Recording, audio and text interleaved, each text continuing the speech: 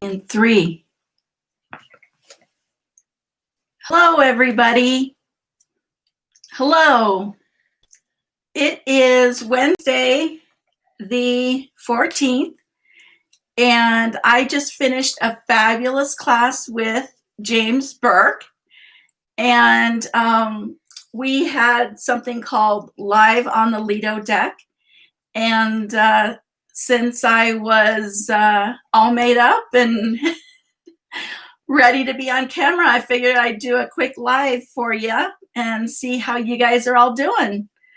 So I hope that your week is going well. Mine is okay.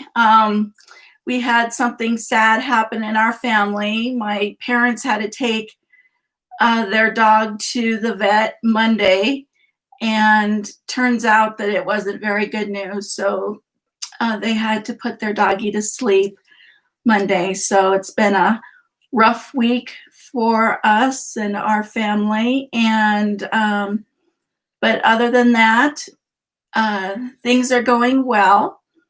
And I was just wondering if anybody wanted to chat or had any suggestions for some more videos that I'm going to be making. I've had a little bit of a problem uploading my videos to YouTube lately. My computer is about, I'm going to say 8 years old, I think. And I think it's maybe on its last leg because it's taking a long, long time to upload my videos.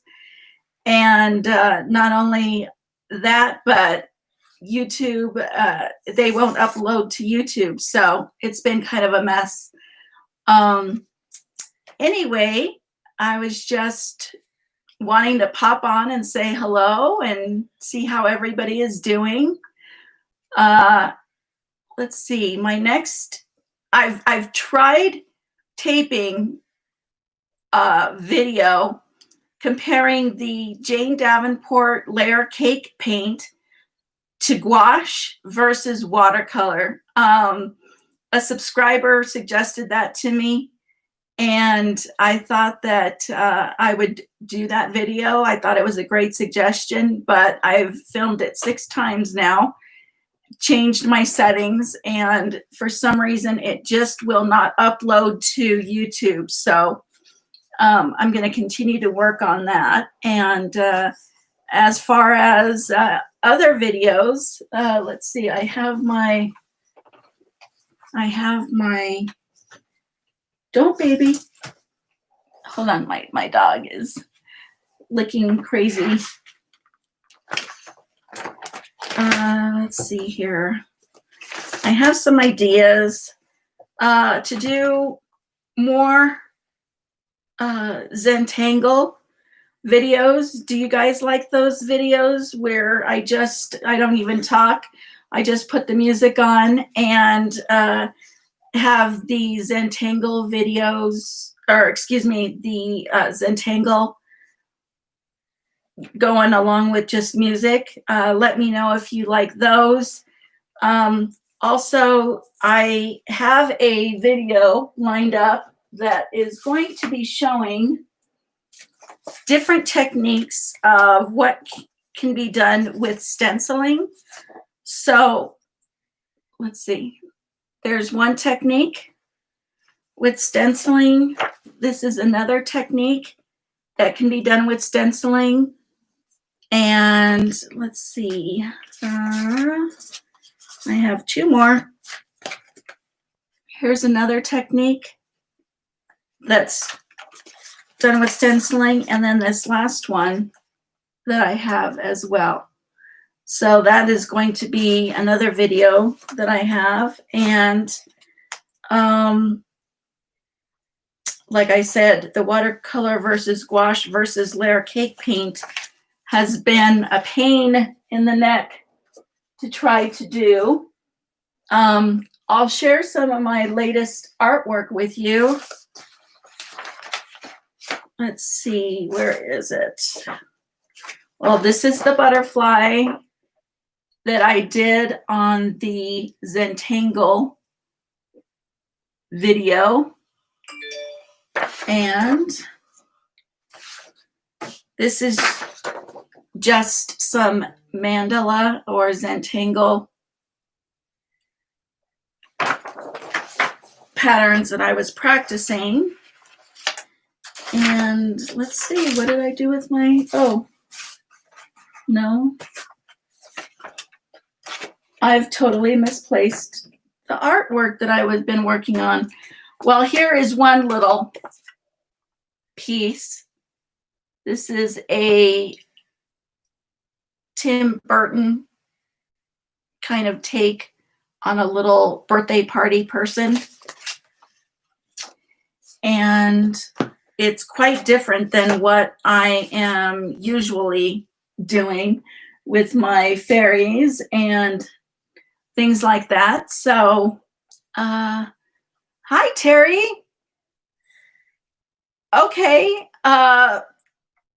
let's see here. A video on stamping. You're new to stamping and it would help. Okay. Now let me ask you, Terry, do you own a stamp positioner?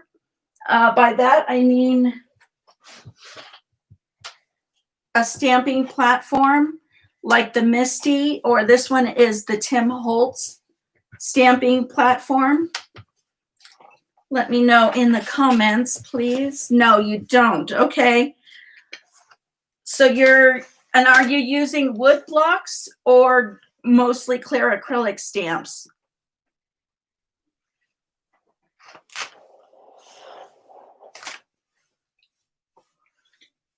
Both. Okay. All right. Yeah. The ones that I have, what I have done with my blocks is the wood blocks. I've been stamping since I was about maybe 11 years old, I'm guessing. And so most of the rubber stamps that I have from when I was younger were on wood. So what I went ahead and did was, Mom, can you hand me that clear bin with the blue handles, please? Thank you. So it's taken me a long time to do, but what I did was, for example, I took all of the wood blocks off and I added some repositionable glue on the back. And then what I do was I use them with the stamping platform. The stamping platform has really, really helped me a lot with my stamping. You know, no matter how long a person has been stamping, you're still going to have an off day, or you're still going to have a piece of paper that has a scratch or a nick in it, and you're not going to get the image stamped properly. So that's where the stamping positioner comes in really, really handy. And this works great because instead of having the wood block, now what I can do is I will show you.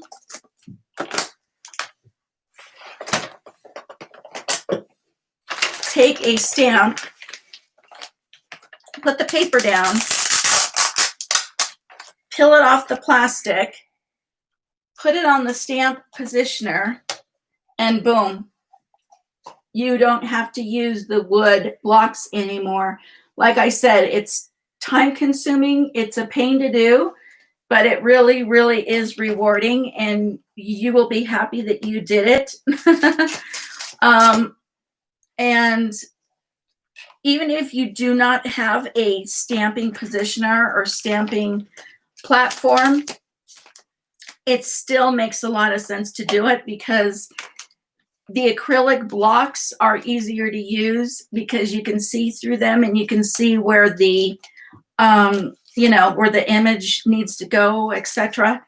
And yeah, so it's easier to use even if you don't have a stamping positioner. It's easier to use the acrylic blocks versus the wood blocks. And then also, so I'll put this close. What I did was, after I took them off, excuse my hands, I just finished an art class, so I'm surprised I'm not knee deep in paint. But anyway, I stamped the images on a piece of paper, and then on the back, I attached a plastic file, and then that way these can be repositionable. I can peel them off and then put it back on like that. And they're really, really nice and handy to have. Plus, not to mention, I have tons of rubber stamps in here, and I'll just show you really quickly how many stamps I have stored in this little bin. So it's a huge space saver. There's some blocks. So look how many stamps. Can you imagine how much room all these rubber stamps on wooden blocks would take up? Just tons and tons of room it saves. Okay, so what kind of glue do I use? Let me get down here in my drawer and I will show you.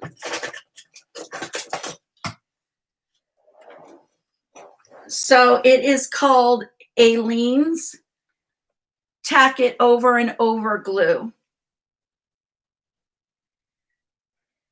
There you go. If you want to take a screenshot of that, Aleene's Tack It Over and Over glue. And this stuff, a little goes a long way, and it works really well. I don't know if you could hear how tacky these were when I pulled them off the rubber, but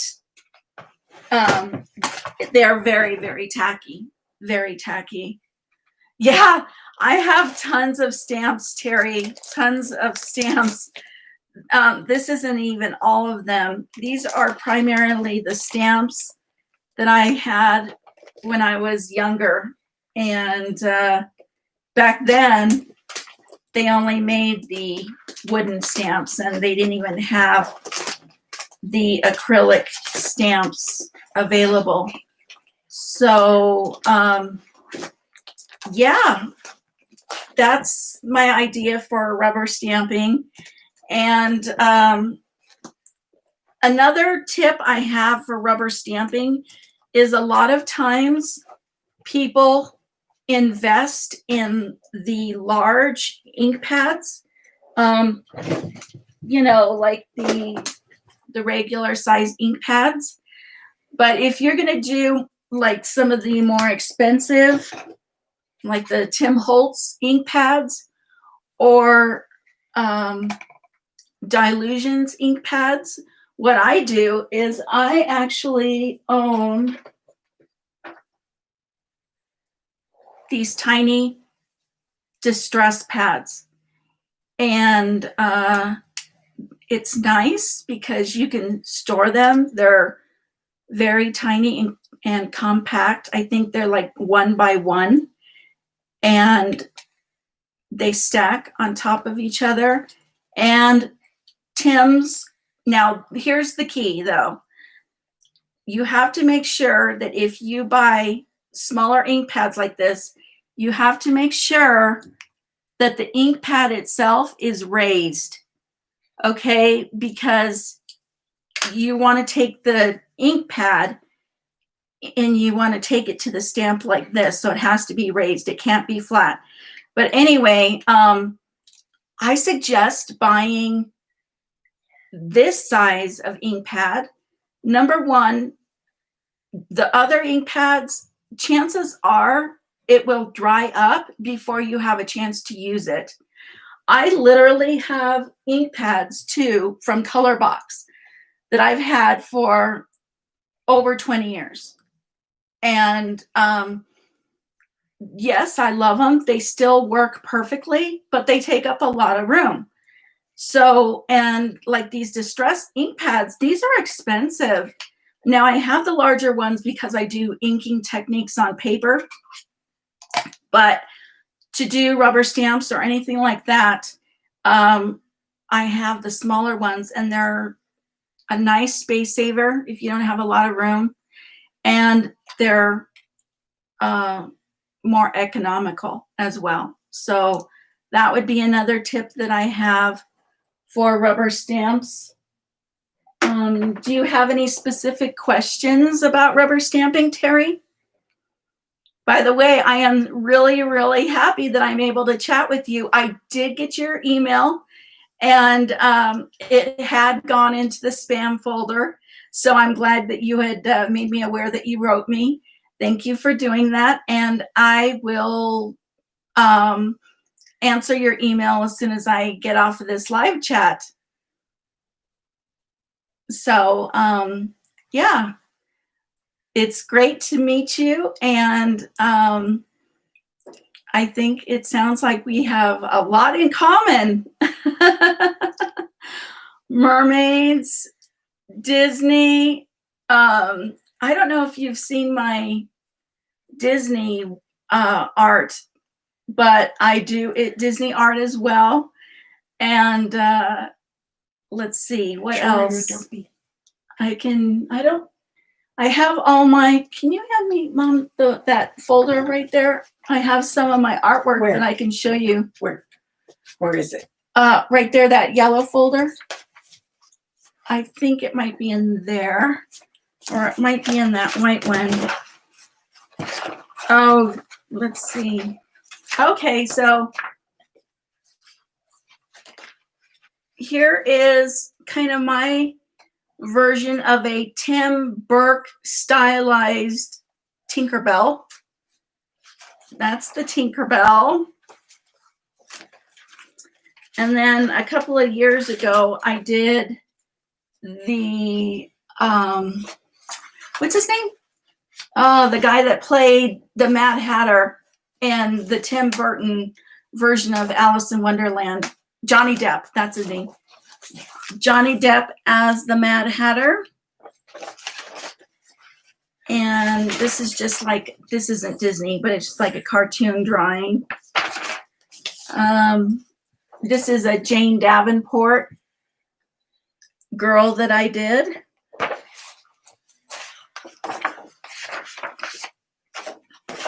Here are some flowers that I did. Let's see. This is kind of like doodling or Zentangle.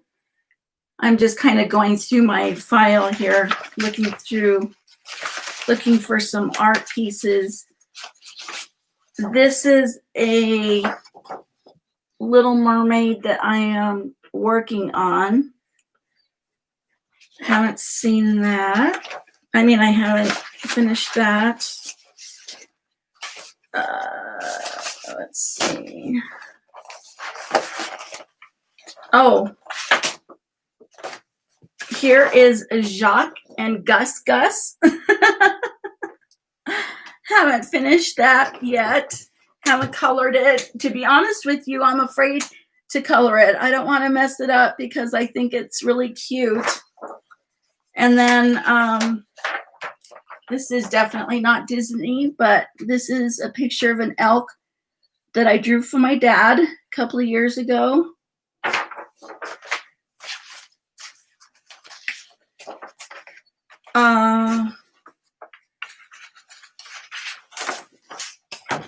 A Jane Davenport girl. I love the vibrant colors in this. Oh, they're scrumptious. And then here's Donald.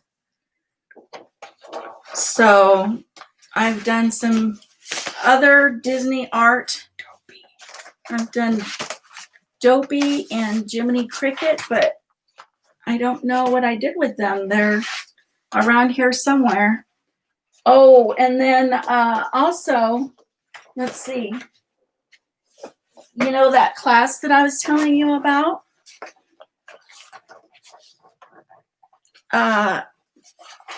my dad's an artist too, by the way. He drew that for me just one day when he was visiting, a quick sketch that I just fell in love with. I love that. And that James Burke class that I'm taking is Tim Burton style. And so he had us do a picture or a portrait of our pet. So my dog's name is Cricket. So I drew him with a cricket body. This one, James loves monkeys. So I drew him a little monkey here. And then a portrait of a self-portrait.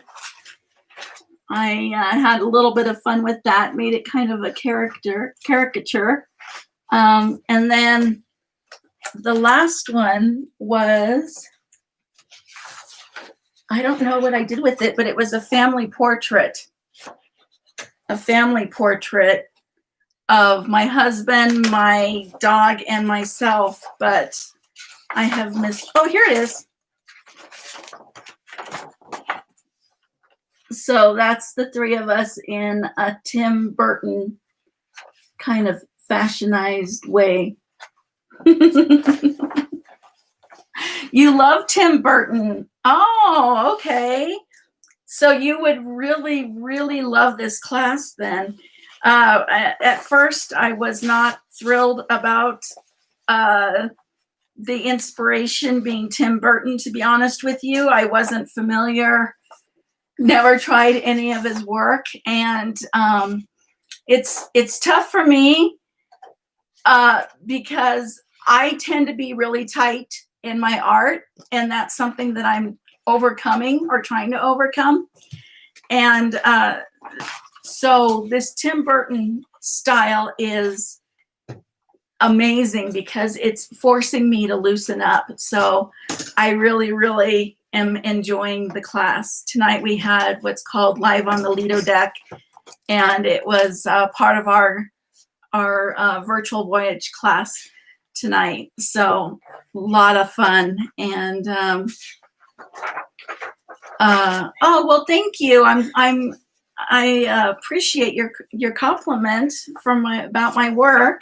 Oh, my mom's here visiting tonight, and she's forcing me to show my Dopey. So my Dopey, and then I'll show my Jiminy, and that's it, Mom. That's good. Gotta listen to Mom, right? Anyway, that's my Jiminy Cricket. Tell her I said she has to come and come here so she can see all the art. My mom says you have to come here so that you can see all the art. And oh yeah, I'll show that Dopey too. He's pretty cute. Dopey's one of my favorite characters. So anyway, so you like Tim because he has a dark side. Terry says, "Hey, Mama."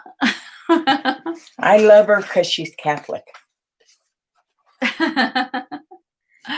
So anyway, you feel like you're visiting. Oh, Terry, believe me, if you came to visit, we would have so much fun.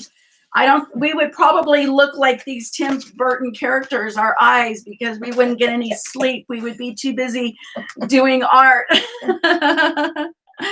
So anyway,